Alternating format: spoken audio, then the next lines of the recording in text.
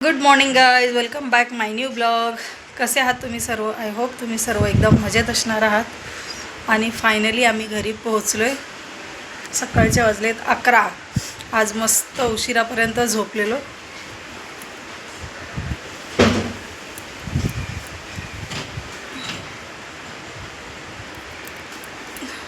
Sorry, ते टॉवेलचं लागलं होतं. आज मस्त नाश्ता वगैरे सगळं उशिरा केलं आहे. म्हटलं चला अजून व्हिडिओला सुरुवात केली नाही, कारण रात्री आम्हाला खूप उशीर झाला होता. खूप म्हणजे खूपच उशीर झाला, कारण ट्रेन 2 तास लेट होती. जी ट्रेन 10ला इथे पोचायची ती ट्रेन पोहोचली इकडे 12 वाजता ना. 12 वाजता आम्ही पोचलो दादरला.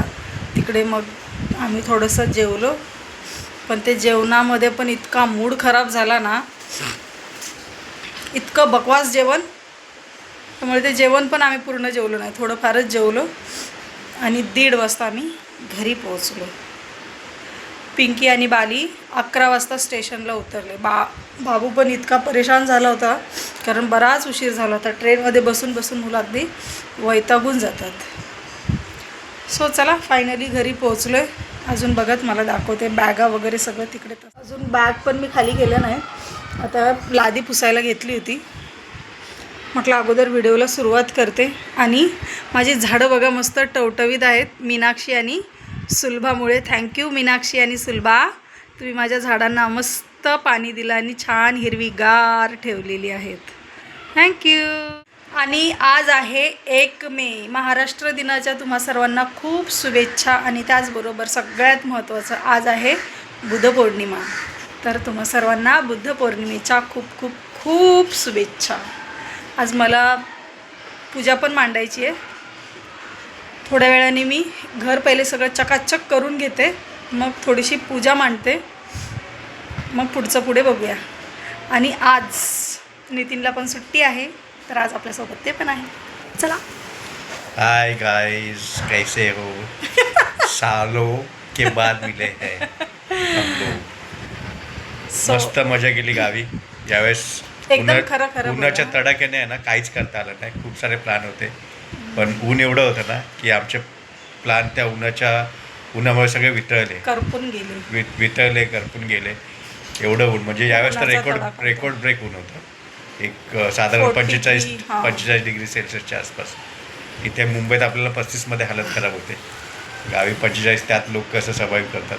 त्यामुळे आणखीन ठिकाणी जायचं होतं, पण आता उन्हामुळे जाणार कसं. तरी बीबी का मकबरा बघितला, बीबीनी दाखवला बीबी का मकबरा. माझा पण इच्छा आहे, पण आता बीबी काय जातच नाही. म्हणजे ते म्हणजे ह्यांची इच्छा आहे मकबरा बनवण्याची, पण बीबी काय माझे पण बनवलं असतं, पण आता काय बीबी जातच नाहीत वेळेवर.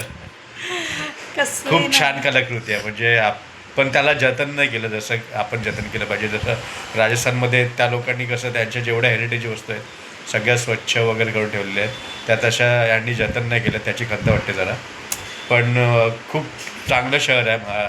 तिथे जाताना आम्ही रिक्षातून जाताना बाबासाहेब आंबेडकरांनी बांधलेलं कॉलेज, मिलिंद कॉलेज, ते बघण्याचा योग मिळाला नाही, पण लांबून तर बघता आलं.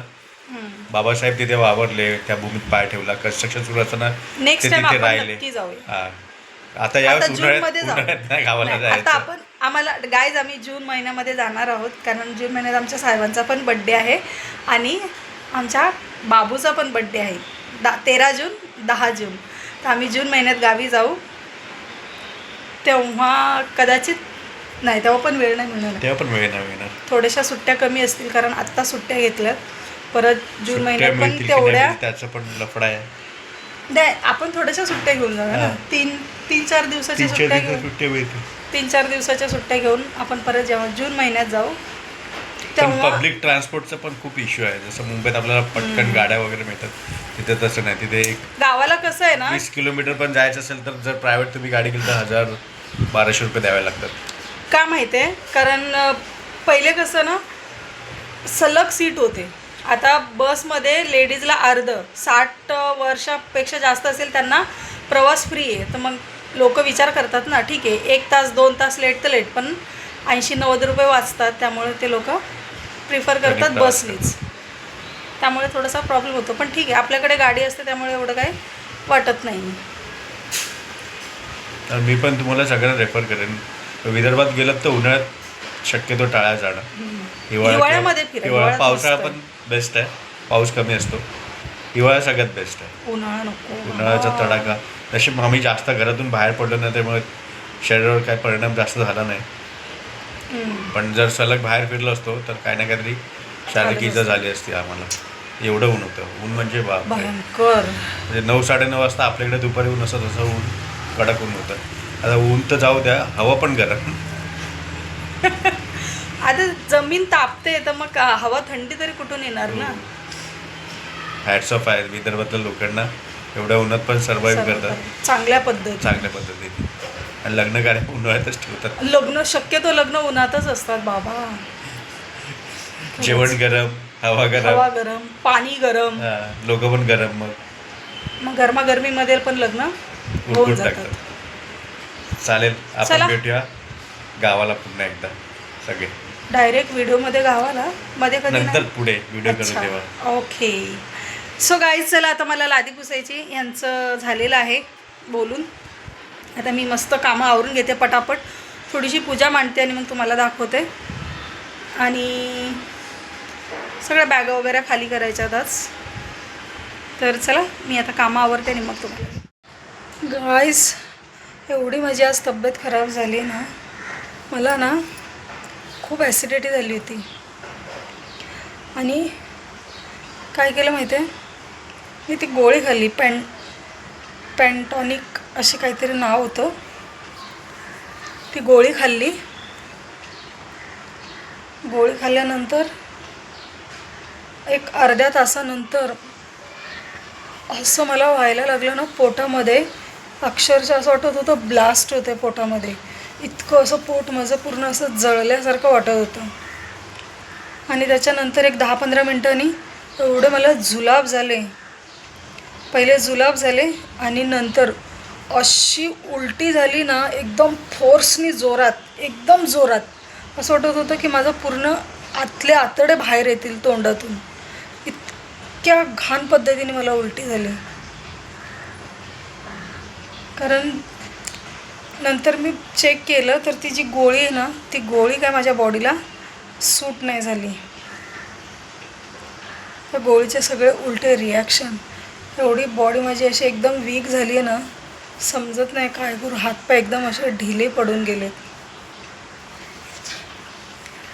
गावी एवढे दिवस मी होती, मला काहीही त्रास नाही झाला. आणि जशी इकडे आली ती गोळी काय खाल्ली मी, पूर्ण उलटं रिॲक्शन झालं गोळीचं. मला व्हिडिओ पण काही शूट करायला नाही भेटलं आणि काहीच करता नाही आलं. बुद्धपौर्णिमा असूनसुद्धा मला काहीच नाही करता आलं. मी फक्त झोपूनच होते. एकदा माझा खूप छान प्लॅन होता. म्हटलं मस्त छान पूजा करावी, तयार व्हावं, मस्त बुद्धपौर्णिमा साजरी करावी. पण माझी बुद्धपौर्णिमा फक्त बेडमध्ये गेली, म्हणजे बेडवर गेली. मला ना बोलवत पण नाही, इतकं माझं ना असं हे झालं, आवाज असा पूर्ण डाऊन झाल्यासारखं झाले. डोळे माझे कसे झालेत. चला थोडंसं मी आता आवरते आणि भेटते.